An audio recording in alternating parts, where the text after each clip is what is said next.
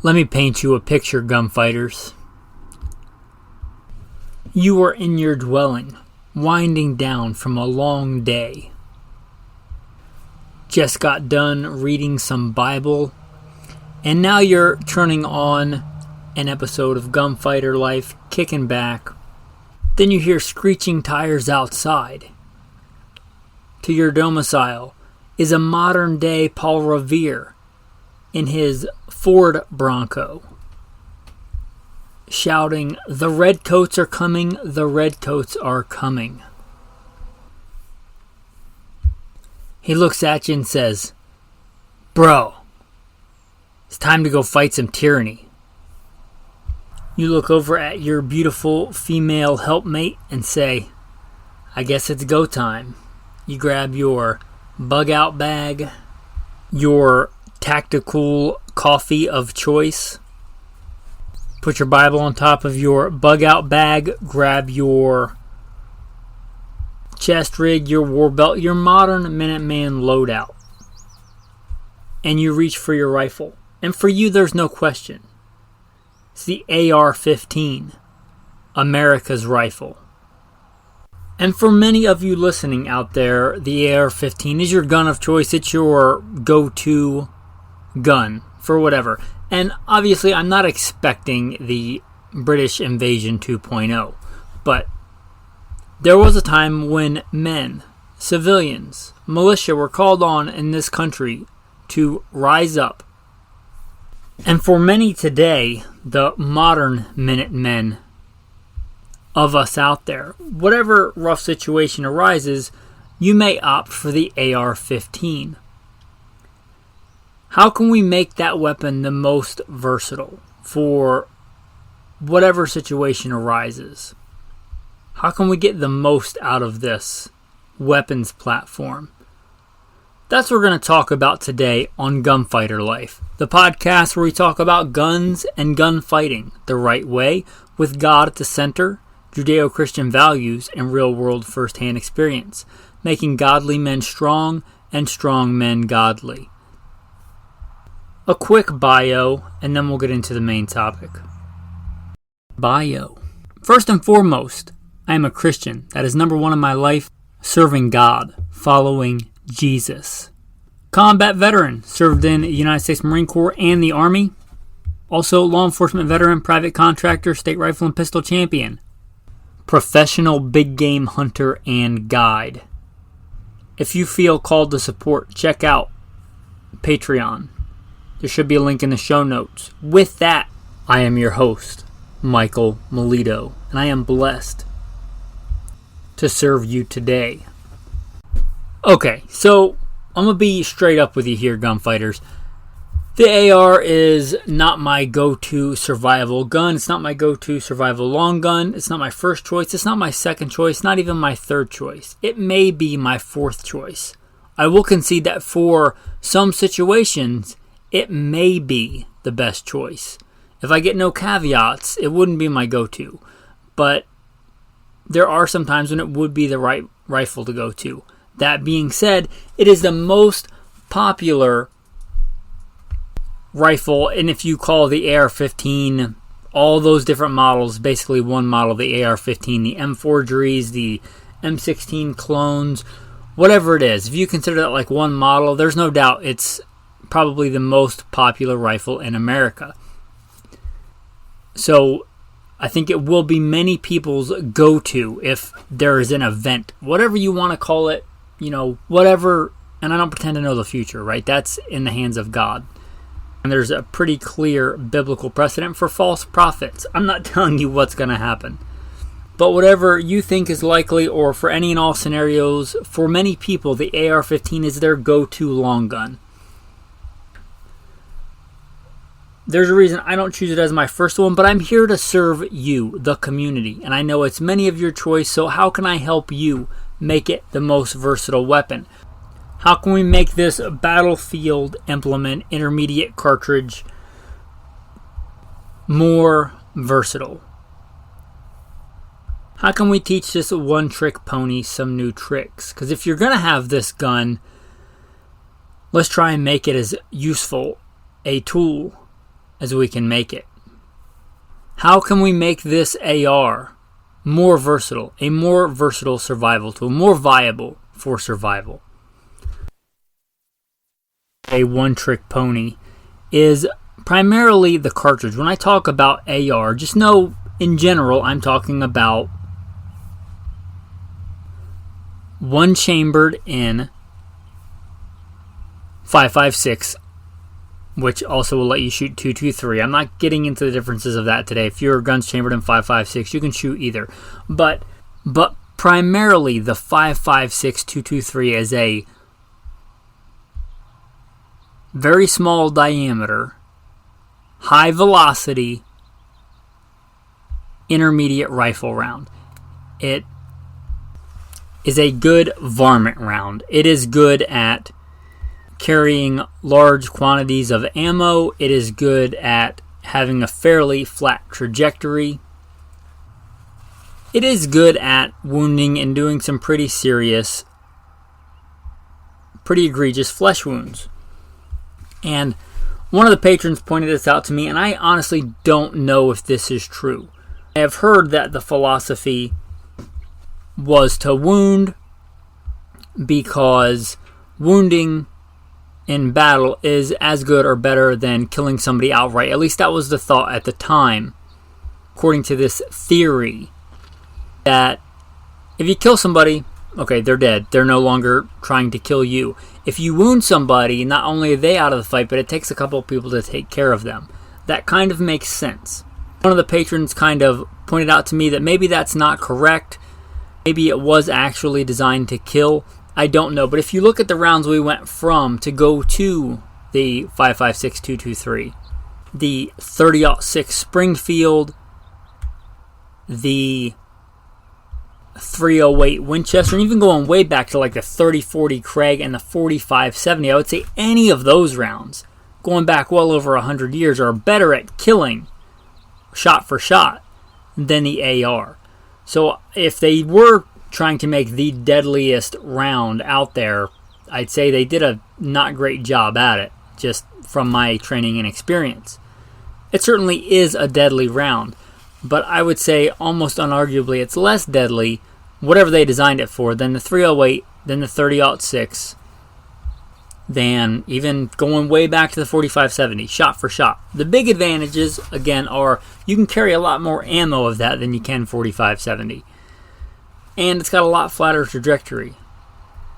The 45-70 is certainly deadly out at long range, but shooting in a dynamic battlefield, like not shooting buffalo, but where something is shooting back at you, and you have to, on the fly, return fire, and you can aim at the center of mass and hit that target somewhere and take them out of the fight at longer distances. That's a good thing, and that's something that the AR-15 5.56 2.23 really does well. Carrying lots of ammo and getting hits on target at good point-blank ranges. Getting a good BZO, a good battlefield zero. I prefer 50 yards. That's not really a discussion today, but where you can, from bad breath distance to 250 meters, let's say, aim at, execute the fundamentals, and hit a torso-sized target at those distances is a big leap forward. And carry a lot of ammo and be highly mobile. That's what the AR-15 does well, which is one of the reasons many people will choose it. Also, I think whether people want to admit it or not, one of the reasons they would choose it is it's fun to shoot. It's fun to go out to the range with. It doesn't have a lot of recoil. It also translates to effectiveness because you can get multiple hits on target or multiple hits on multiple targets quickly. But it's fun to shoot. It's affordable to shoot. And those are good things, because you should be training with your go-to gun. So those are things that it does well. However, there's more to that if it's going to be your one long gun for survival. I don't know what your version of the thing is, but how do you plan on eating? And there's this big, I think, chasm. I think I may do an entire episode on this. The tactical divide, or whatever you want to call it, where there's the hunters over here and the tactical Glock 19 AR-15 guys over here, and there's not as much overlap on that Venn diagram. I think there should be more. But even with my background and all the things you can probably deduce from that, I've had to eat a lot more often than I've been in gunfights. If something like this does kick off a grid down scenario, how do you plan on eating? A go-to gun should also be able to feed you.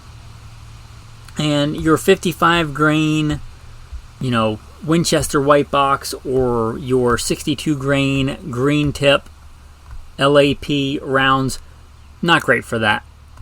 Talking about that high velocity varmint cartridge, it's great if you're trying to just kill a coyote. It's actually a pretty good coyote hunting platform.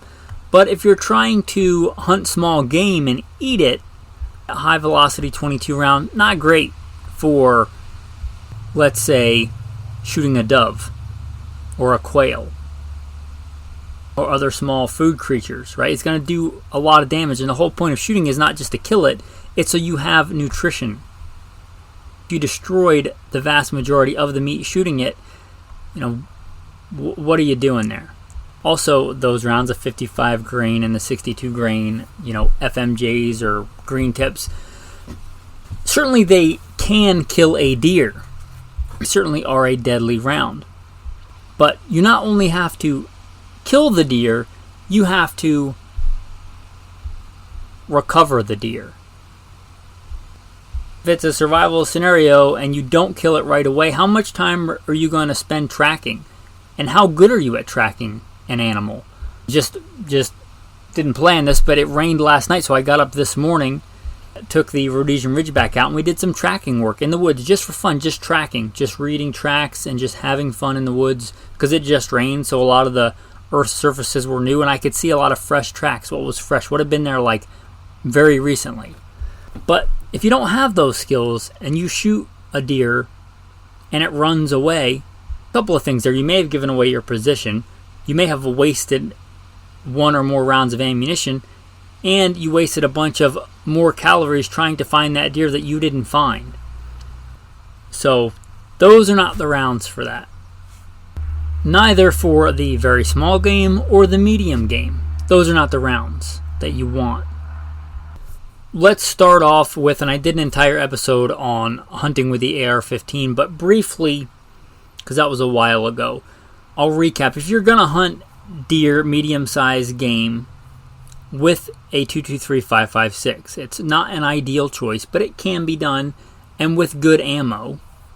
The ammo and bullet construction makes a giant difference. Not all 5.56 223 rounds are created equal.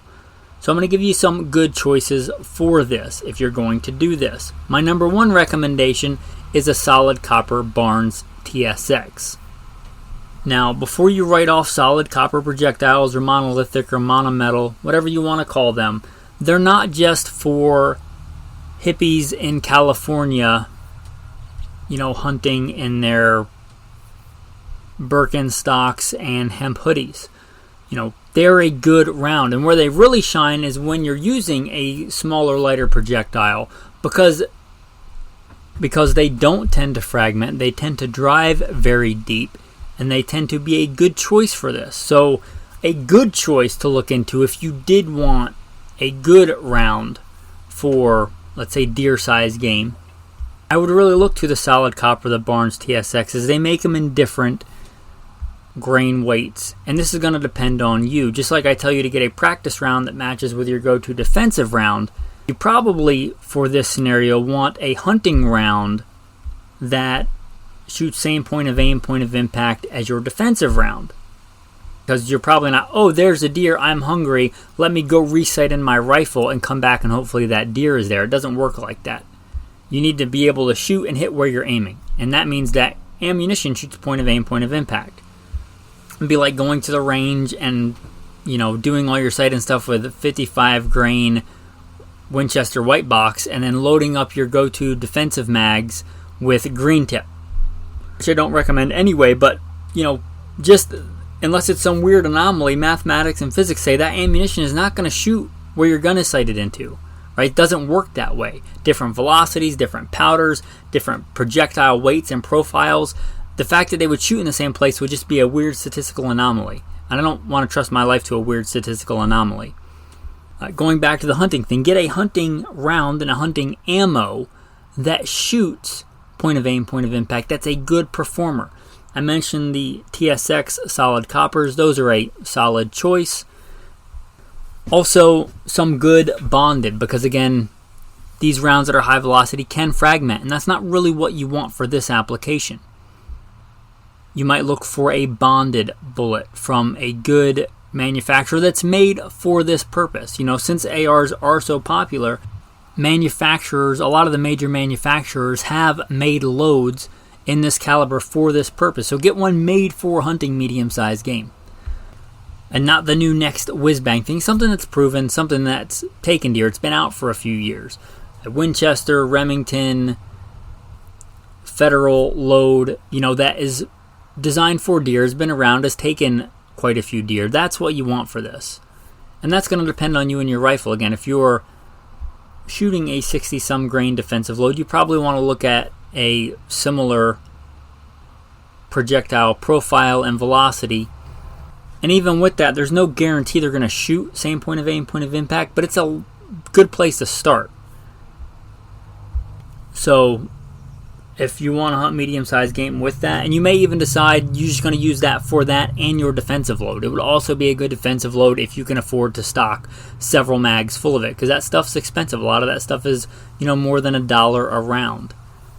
If you can find that and a cheap practice ammo that shoots the same point of impact as that, and that's going to be your one go-to defensive and hunting round, that's fine.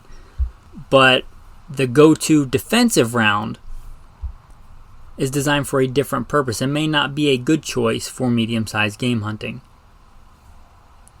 You may find a round that's a good crossover, but again, different purposes, different mission parameters there.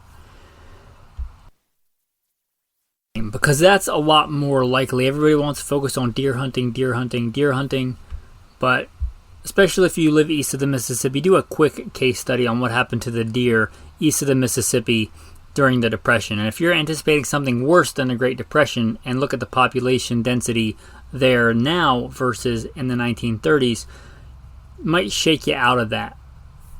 Small game is going to be a lot more common.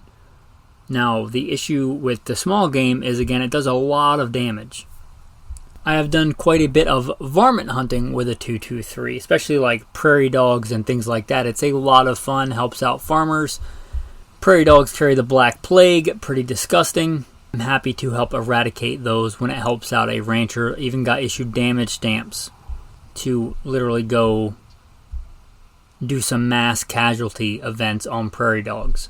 And I know what they do to small critters, right? I know what 223, 556 does to small animals.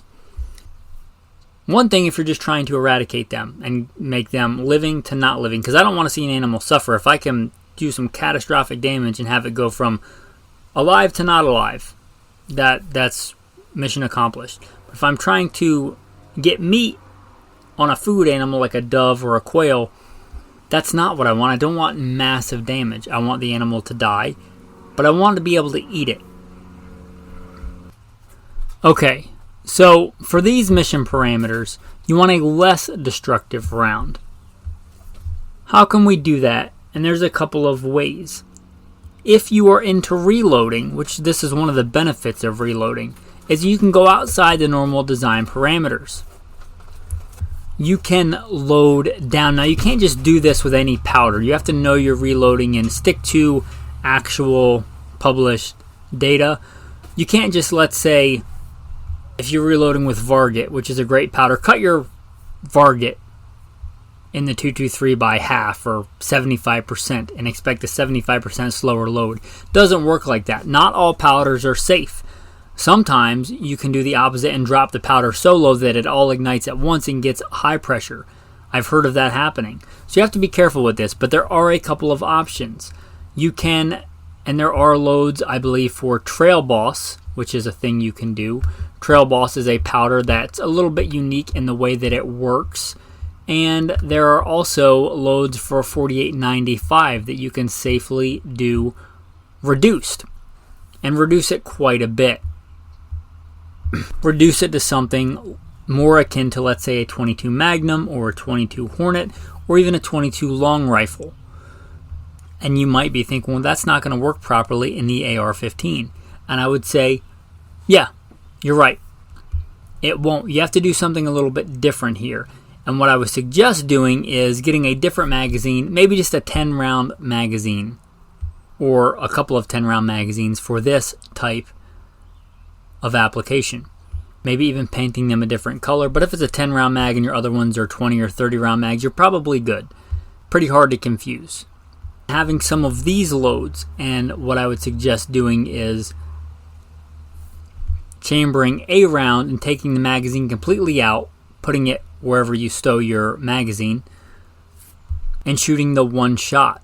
Now this is going to induce a malfunction unless there's some weird anomaly. You're going to have to clear that round, but not a big deal. You pull the charging handle back, that round, especially without a mag, should just fall out. Either the ejection port or the magazine well, you put your magazine in and load another round. If you're hunting small game, you've essentially got a decent small game single shot rifle, which is not bad, right? There's plenty of single shot 22s. I've done quite a bit of hunting with a single shot 22.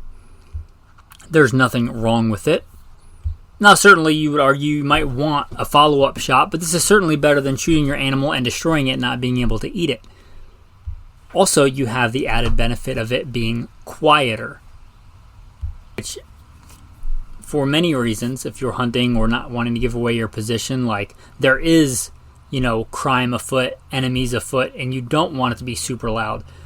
And you could say, just run a suppressor, and that solves the loud problem. But let me ask you, do you have a suppressor? If the answer is no, I'll do you a little bit more there. Do you have your paperwork in and you're waiting on a suppressor? If the answer to those is no, then you don't have a suppressor. So that's out.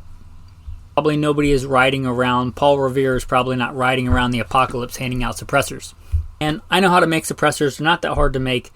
But if you don't know how to make one now, again, if you know how to make one now, that's one thing. And if the laws are no longer in place and you can legit make a suppressor, that's one thing. But unless you know how to do that now, or you're carrying around in your bug out bag a copy of Poor Man's James Bond, that doesn't apply to you either. This is a simple solution to be able to shoot quietly.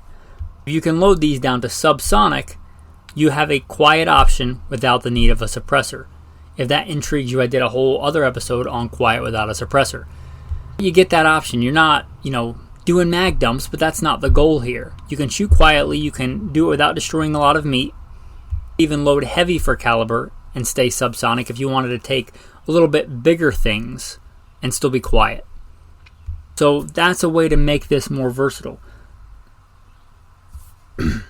There is another option for this, and if you're an AR purist, you may think this is heresy, but there are other guns, right? There are other guns that shoot the 5.56 223 that are not ARs. And for this application, where you can shoot a broad spectrum of ammo, they really do have some versatility here. And I'm talking about the bolt actions. Specifically for this, if you're talking about an all-around gun, you might look at something like a light scout. Scouts are generally in 308, and I think that's a great all-around choice. I would argue better than the 223, but we're talking today about the 223. You can get a scout rifle. I would call it a light scout, I guess, in the scout community, and I'm not a scout rifle aficionado, and I don't pretend to be. But they call them, I think, Cub Scouts, which is kind of cute, I guess, but like a light scout rifle. So if you wanted to stick with this, 5.56 223 round, because you think the benefits outweigh the detriments, light, able to carry a lot of ammo, and you wanted that versatility, and you wanted repeatable firepower, you can do that with the bolt action, especially in like a light scout, because you are not relying on the power of that round to cycle the action. You are manually cycling that action by working the bolt. So it doesn't matter if the round is hot or the round is loaded down really mild. The gun is going to function just the same, unless you went so below the spec and didn't stick to published data that you got a squib round and the round got stuck in the barrel. But you should be testing these rounds, obviously prior to Paul Revere riding into town. And you should be able to go through the spectrum of these rounds just fine. So that is another option, that light scout option. I don't think you should discount it. If you're not planning on being a frontline infantry, you're trying to do some other quasi thing and you may have to use it for defense, you may look at a light scout. It's not a bad choice. Moving on from the light scout, there is another option that you could do. There's a couple, but I think only one is viable, and I'll get to why when we get to that point. But they do make 22 conversions for the AR. I'm specifically talking about the one that replaces the bolt, so you get a different bolt that inserts and a different magazine, and you can fire 22 long rifle. There's a really cool thing here in that you could have your go-to defensive loadout, and then you could have this conversion kit, this bolt and a magazine, and let's say a brick of 500 rounds, and all of that doesn't weigh too much to carry, I wouldn't think. In addition, because remember, you're not just shooting, zombie Russian paratroopers or whatever it is, right? You're going to have a bunch of other stuff to carry. And as somebody that has spent quite a chunk in the infantry, even in wartime, right? There's a lot of other stuff that you have to do. You have to get and procure food. You have to make camp. You have to sleep somewhere. You have to communicate. You have to move from one position to another. There's a lot that goes into that. You're going to need boots. You're going to need extra socks. You're going to need all the things that go into your, bug out loadout.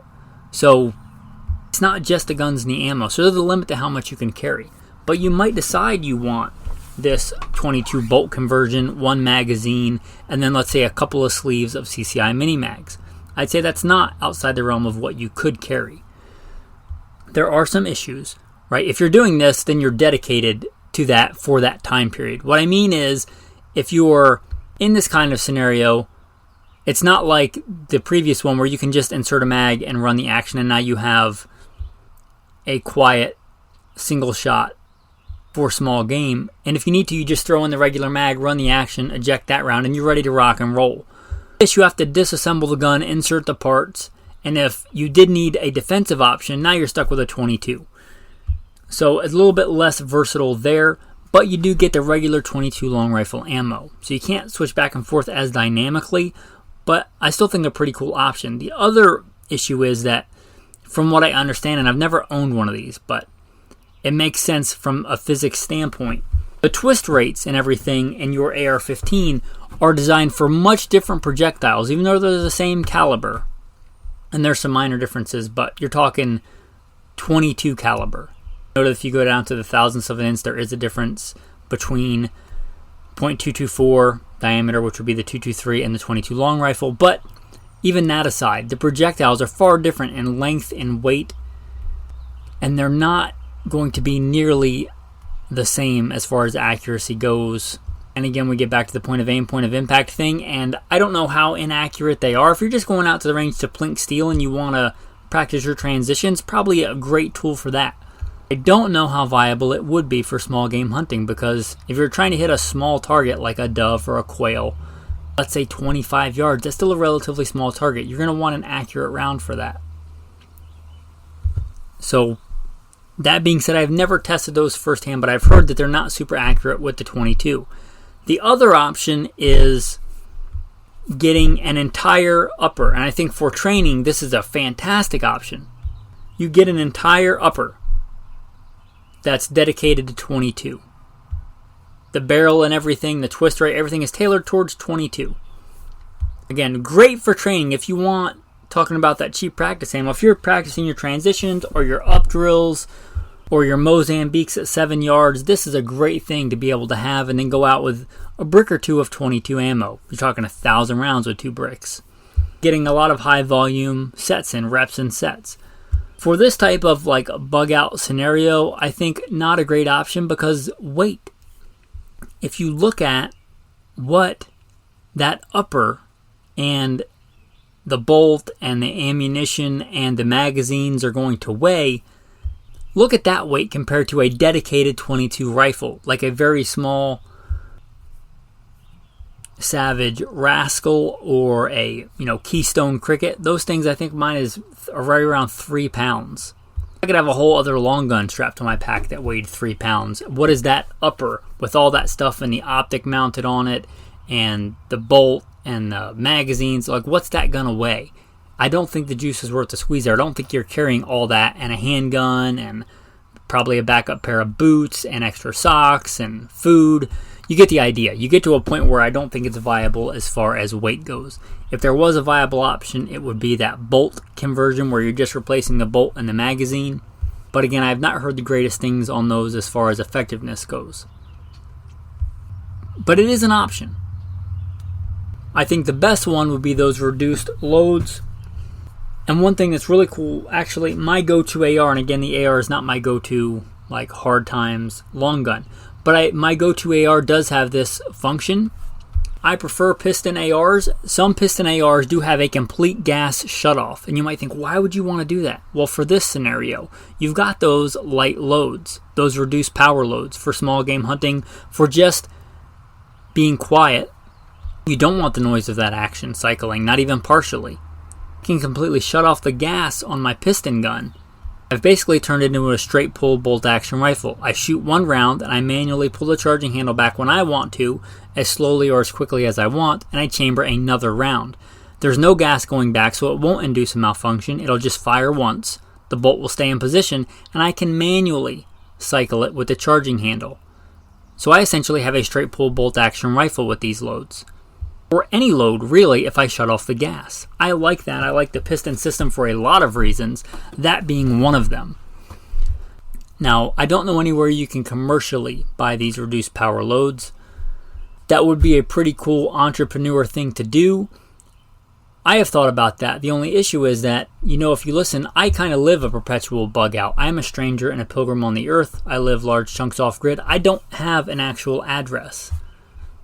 And to sell ammunition, you have to have an FFL. And to have an FFL, you have to have an address, a physical location, which I do not have. So if you want to take that idea and run with it, you want to develop these reduced power loads and sell them commercially and get the proper licensing, I think that would be a great niche that's not being served. But this is a pretty cool proposition if you reload or want to get into reloading. That's one of the great things about it, is it opens up doors that hitherto were closed to you because you were stuck to what the major manufacturers made. And this is a pretty small niche application. But I think if you have a Piston system with a gas shutoff, you can insert a magazine of these. You can shoot one and then make it a straight pull rifle, pull the charging handle back and let it go, or really slowly to be quiet, or quickly to cycle another round if you need a follow-up shot. Because you're not trying to be quiet, but you're trying to shoot small game, and you need a follow-up shot. You simply rack the charging handle, you get a follow-up shot. For instance, it being a survival scenario and your life depending on you eating or your family's life, and there's two ducks sitting there side by side in a small pond or a ditch. Ducks are often in pairs, and you need to take them both out quietly or without doing a massive amount of meat damage. It's a good option for that, and I think a lot of flexibility. Now, the thing that you give up, to be fair, on the Piston systems is that you don't have the parts commonality. Pretty much all, quote-unquote, mil-spec ARs have pretty similar parts. If I, let's say, want to take a bolt out of one and swap it in the other, chances are it will work. Piston guns are not the same. And a lot of times the things that break on an AR are the bolt related. In fact, I would advise you, actually we'll save that for the tactical tip, but that'll be the tactical tip of the day. But that's one of the good things about the direct impingement system, the traditional AR that you think about. Generally, the parts will interswap pretty easily. You get less of that commonality with the Piston system, but as we discussed, there's a lot of advantages to a Piston system, especially in this kind of survival scenario. And another big one is they don't get nearly as dirty as quickly, which for these kind of conditions may be a good thing. Anyway, I know that for many of you, the AR is your go-to weapon. I understand that, and again, I'm trying to help you here. Right, this podcast is meant for you. I put the podcasts out to serve you, the community, to help make you better prepared. And if the most common long gun is the AR, and you're serious about this, being ready, being prepared, you may give some thought to lending some more versatility to your AR-15, making it more than just a one-trick pony. And you may be thinking, I don't even want to go with the 5.56 223. I like the AR, but there's more versatile cartridges. And I would agree there are more versatile cartridges. I would argue that the 300 Blackout is more versatile. Or something like the 6.8 SPC or the 6.5 Grendel. But you give up a lot there too. You give up that sometimes you can't even use the same magazines, same bolt carrier group. Sometimes you can, but you give up the availability, the widespread availability of the 5.56 223, which I think is one of the major reasons people consider it. You give up the affordability of the ammo. You give up that fairly flat point blank range. All of those rounds are going to weigh more round for round than the 5.56, so you give up stuff there too. So you're not just gaining. I'm not saying it's a bad choice, but for everything you gain, you give something up, and is it worth that trade? And I think with some creativity and using the brain and logic that God has given us, we can make it more versatile. I hope you enjoyed this episode today of Gunfighter Life. If you did like it, if you think it was worth anything, because hopefully you see some value in this. You gave me some of your time. If you like this podcast, you want to support it, right? You like the content, going from back when it used to cost me money to do, and I would do a couple of episodes a year, maybe, to getting fresh content all the time and actually having some, what I would call, acceptable production quality. Not just talking into an iPhone while I'm driving on a gravel road and uploading it, but actually decent audio quality most of the time. I still do those mobile episodes from time to time. But if you appreciate all that, I hope you'll consider stepping up and supporting. As a thank you, I mostly want you to step up because you believe in the message and you want to become a patron. But I do also give patrons some extra content, some Patreon-only content. And that's something you miss out on if you're not a patron.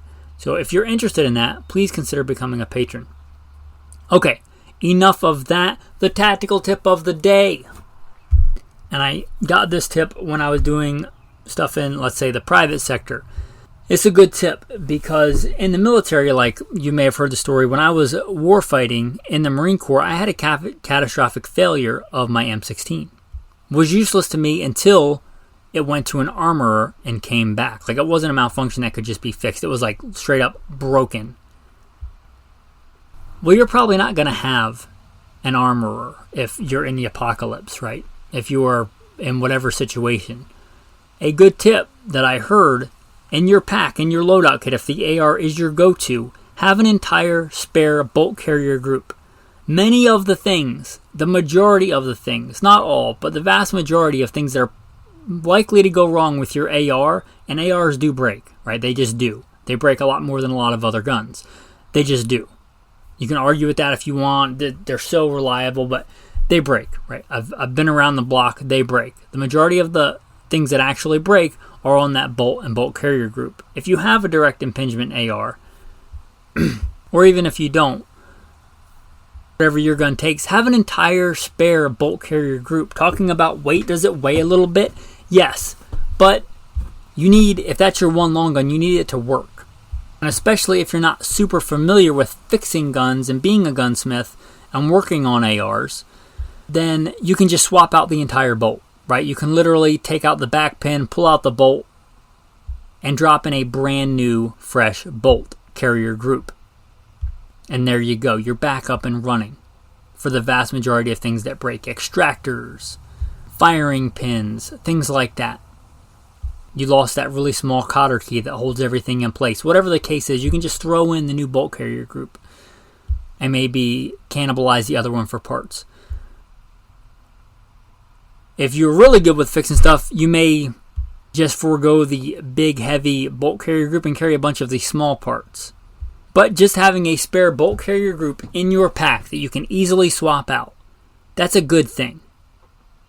That's your tactical tip of the day. If it is your go-to gun, you have your bug out bag, you have your go-to AR, your loadout, consider just buying a spare bolt carrier group. If you're talking about a mil spec, run-of-the-mill, they're not that expensive. Just a regular phosphated, you can have your Gucci one in your gun, but just have a regular backup phosphate mil-spec bolt carrier group somewhere in your pack.